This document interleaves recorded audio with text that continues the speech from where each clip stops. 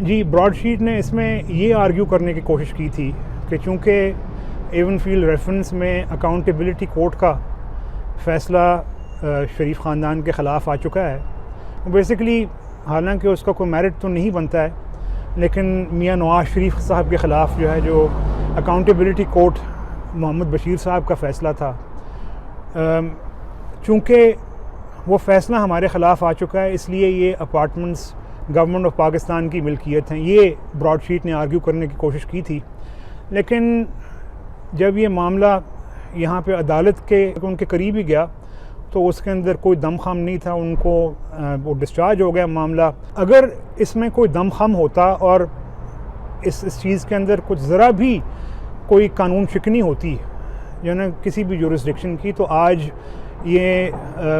यही जो अपना इमरान खान साहब के साथी हैं, आज ये गला फाड़ फाड़ के चिल्ला रहे होते कि मियां नवाज़ शरीफ के ख़िलाफ़ ये फ़ैसला हो गया, जो ना शरीफ ख़ानदान के ख़िलाफ़ ये फ़ैसला हो गया। लेकिन अल्लाह ताला इज़्ज़त रखने वाला है। इसको मैं साजिश ना कहूँ तो और क्या कहूँ इस चीज़ को, कि इसमें जब ये बात आती है पाकिस्तान में, तो कभी आपको जो है इक़ामे के ऊपर कोई डिसीजन होता हुआ नज़र आता है, कभी आपको बीच में अल्लाह ताला उन्हें ग़रीक़ रहमत करें जज अरशद मलिक साहब वाला मामला नज़र आता है आपको।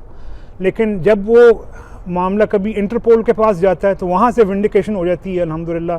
कभी यहाँ पे जो है ना अदालतों में जाता है तो अल्लाह ताला के फजल करम से वहाँ विंडिकेशन हो जाती है।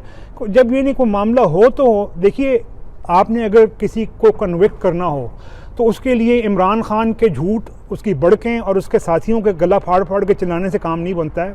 आपको किसी गलत काम करने का सबूत देना होता है। जब वो सबूत देने की बात आती है तो फिर हर चीज़ ख़त्म हो जाती है, इनकी ज़ुबानें भी जो ना खामोश हो जाती हैं, जो कि आम तौर पे ये इल्ज़ामात लगाने से थकते नहीं हैं, ये बोतान तराशियों से थकते नहीं हैं। लेकिन जब ये मामला कानून के ऊपर आता है, जब ये मामला सबूतों के ऊपर आता है, तो इनके पास कुछ भी नहीं बचता, इनके गवारे से हवा निकल जाती है। जब मामला आता है पानामा केस का, तो पानामा नहीं, बीच में से इकामा निकलता है।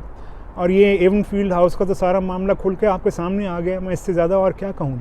मुशर्रफ साहब के दौर में नायब ने इनसे शरीफ ख़ानदान के असासों के मुतालिक, और बाकी भी और लोगों के नाम भी थे इसमें, लेकिन उन्होंने ख़ुद ये कहा था कि शरीफ ख़ानदान जो है वो हमारा मेन टारगेट है। उनको हमारे जो बैरून मुल्क असासे हैं उसमें कोई कमज़ोरी या उसमें कोई कानून शिकनी जो है तलाश करने के लिए कहा था उन्होंने। और आज इस चीज़ को करीबन 20 साल हो गए हैं। शरीफ ख़ानदान के मुतालिक वो कुछ भी गैर कानूनी चीज़ तलाश नहीं कर सके।